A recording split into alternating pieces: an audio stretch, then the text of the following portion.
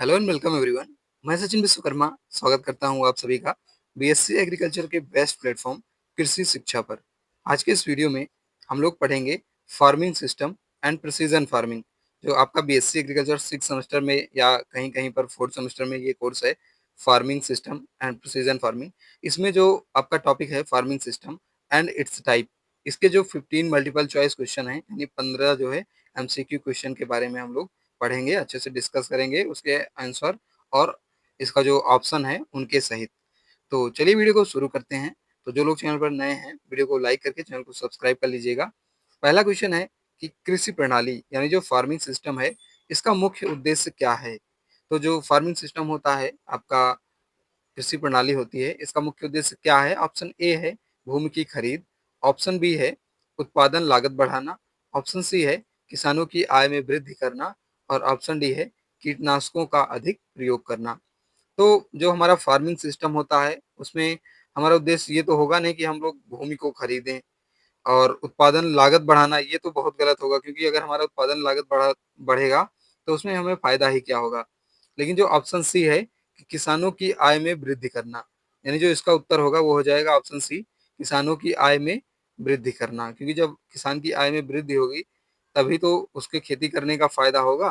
तो इसका आंसर हो जाएगा ऑप्शन सी, किसानों की आय में वृद्धि करना। अगला क्वेश्चन है दूसरा नंबर, कि निम्नलिखित में से कौन सी मिश्रित कृषि यानी जो मिक्स्ड फार्मिंग है उसका उदाहरण है। तो ऑप्शन ए है केवल गेहूं की खेती, ऑप्शन बी है केवल मछली पालन, ऑप्शन सी है गेहूं प्लस गाय पालन और ऑप्शन डी है केवल फल उत्पादन। तो क्वेश्चन पूछ रहा है कि मिश्रित खेती, मिश्रित खेती वो होती है जिसमें हम लोग फसल उत्पादन के साथ साथ फसल उत्पादन के साथ साथ हम लोग क्या करते हैं, पशुपालन भी करते हैं। तो ये होता है हमारी मिश्रित खेती। तो इसका जो उत्तर हो जाएगा वो हो जाएगा ऑप्शन सी, गेहूं प्लस गाय। यानी गाय पालन क्या है, पशुपालन है और साथ में गेहूं में हम लोग क्या कर रहे हैं, फसल उगा रहे हैं। तो ये उदाहरण हो जाएगा मिक्स्ड फार्मिंग का या फिर मिश्रित खेती का। अगला क्वेश्चन देखते हैं। अगला क्वेश्चन है कि एकीकृत कृषि प्रणाली, जो आपकी इंटीग्रेटेड फार्मिंग सिस्टम है, ये आपके सिलेबस का इंपॉर्टेंट टॉपिक है। तो एकीकृत कृषि प्रणाली या इंटीग्रेटेड फार्मिंग सिस्टम का जो मुख्य लाभ है, इसका जो मुख्य बेनिफिट है, मेन बेनिफिट है, वो क्या होता है। तो इसमें ऑप्शन दिया गया है एक ही फसल पर निर्भरता, ऑप्शन बी दिया गया है कि संसाधनों का अधिकतम उपयोग और ऑप्शन सी दिया गया है अधिक उर्वरक उपयोग और ऑप्शन डी दिया गया है केवल अनाज उत्पादन। तो एक ही फसल पर निर्भर रहेंगे हम लोग तो ये भी सही नहीं होगा। लेकिन जो हमारे पास जितने संसाधन हैं, मान लो हमारे पास ट्रैक्टर है और जो हम भूमि है और पूंजी है, इन सभी का हम लोग अगर अधिक से अधिक उपयोग करेंगे तो ये हमारी जो इंटीग्रेटेड फार्मिंग है उसके लिए अच्छा होगा। तो इसका उत्तर हो जाएगा संसाधनों का अधिकतम उपयोग। अगला क्वेश्चन देखते हैं। अगला क्वेश्चन है कि भारत में सर्वाधिक प्रचलित कृषि प्रणाली कौन सी है। जो हमारा देश है भारत, उसमें सबसे अधिक कौन सी जो कृषि प्रणाली है यानी फार्मिंग सिस्टम है वो सबसे ज्यादा प्रचलित है। तो ऑप्शन ए है औद्योगिक कृषि, ऑप्शन बी है मिश्रित कृषि, ऑप्शन सी है प्लांटेशन कृषि और ऑप्शन डी है वानिकी। तो हमारे देश में सबसे ज्यादा जो है वो मिश्रित कृषि यानी जो मिक्स्ड फार्मिंग है, ये सबसे ज्यादा फेमस है, सबसे ज्यादा प्रचलित है। तो ऑप्शन इसका बी करेक्ट हो जाएगा, मिश्रित कृषि। अगला क्वेश्चन है फसल प्रणाली यानी जो क्रॉपिंग सिस्टम है उसका वर्गीकरण किस आधार पे होता है। जो क्रॉपिंग सिस्टम है या फसल प्रणाली है, इसका जो वर्गीकरण है, क्लासिफिकेशन है, वो किस आधार पर होता है। ऑप्शन ए है किसान की आय के आधार पर, ऑप्शन बी है फसल की किस्म के आधार पर, ऑप्शन सी है समय स्थान व पैटर्न के आधार पर या फिर ऑप्शन डी है बीज की गुणवत्ता के आधार पर। तो इसका जो करेक्ट आंसर होगा वो हो जाएगा ऑप्शन सी, यानी समय स्थान व पैटर्न के आधार पर।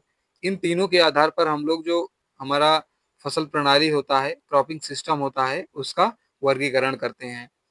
इसके पहले हमारे जो चैनल है हमारा, उसमें मैंने प्लेलिस्ट बनाई हुई है।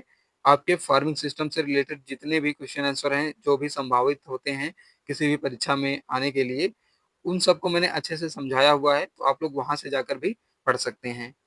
अगला क्वेश्चन है फसल विविधीकरण यानी जो क्रॉप डाइवर्सिफिकेशन है, इससे लाभ क्या होता है। तो क्रॉप डाइवर्सिफिकेशन क्या होता है कि हम लोग जैसे मान लो हमारे पास खेत है, 4 हेक्टेयर खेत है, तो 4 हेक्टेयर में हम लोग एक हेक्टेयर में कुछ अलग उगाएंगे, एक हेक्टेयर में कुछ अलग फसल उगाएंगे और अगले में कुछ और कुछ और। तो मतलब हम लोग अलग अलग फसल उगाते हैं, यानी जो हमारा मेन क्रॉप है वो 50% से ज्यादा नहीं होगा। तो ये होता है क्रॉप डाइवर्सिफिकेशन, कि हम लोग अलग अलग प्रकार की फसलें उगाएं। तो उसका जो लाभ है, मुख्य लाभ, वो क्या होता है, ये क्वेश्चन पूछ रहा है। तो ऑप्शन ए है भूमि की उर्वरता घटती है, ये नहीं होता। भूमि की उर्वरता तो घटेगी नहीं अगर हम लोग अलग अलग क्रॉप उगाएंगे। ऑप्शन बी है कि जोखिम बढ़ता है, जोखिम तो कम होता है जब हम लोग क्रॉप डाइवर्सिफिकेशन करते हैं। जोखिम कम होता है क्योंकि मान लो हमारे पास एक फसल सी लगाई गई है, वो खराब हो गई, लेकिन डी फसल तो बची रहेगी, तो जोखिम जो है कम होता है। आय के स्रोत बढ़ते हैं, तो ये जो है सही ऑप्शन होगा, क्योंकि आय के स्रोत बढ़ेंगे, क्योंकि अलग अलग क्रॉप लगाएंगे तो हमारा लॉस कम होगा और आय के स्रोत जो है बढ़ जाएंगे, और केवल एक फसल पर निर्भरता हमारी नहीं रहती है, ये भी ऑप्शन नहीं रहता है। तो इस प्रकार से इसका जो आंसर होगा वो हो जाएगा आय के स्रोत बढ़ते हैं। कभी कभी इसका उल्टा क्वेश्चन पूछ लिया जाएगा कि फसल विविधीकरण के कौन कौन, मतलब लाभ कौन सा नहीं है। तो इसमें से इन तीनों में से कोई एक ऑप्शन दे देगा, तो उसको आपको सही करना होगा। अगला क्वेश्चन है कि मछली पालन और धान की खेती, यानी मछली पालन प्लस धान की खेती को क्या कहते हैं।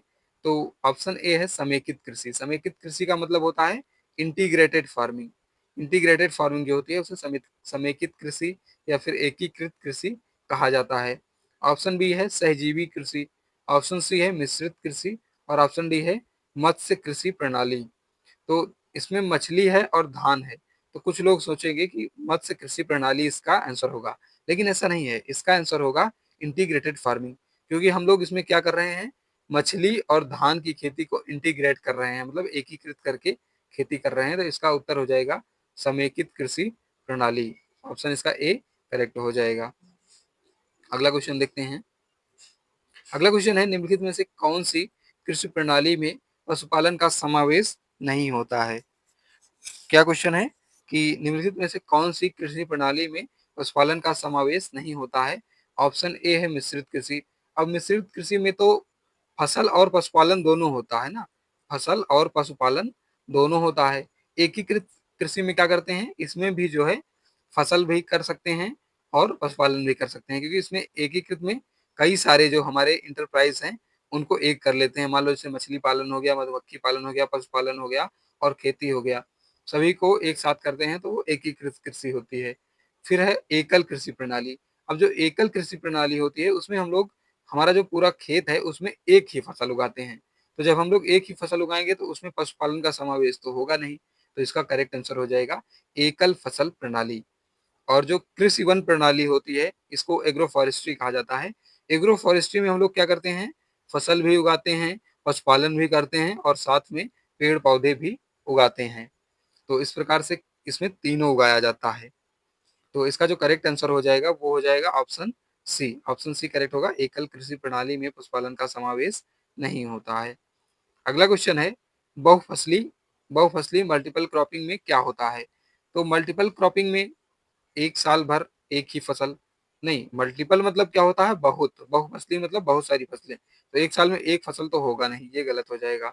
फिर है एक फसल प्लस एक पशु, एक तो होगा नहीं, एक एक इसमें कहा गया है बहुफसली यानी बहुत, तो एक ये भी नहीं होगा।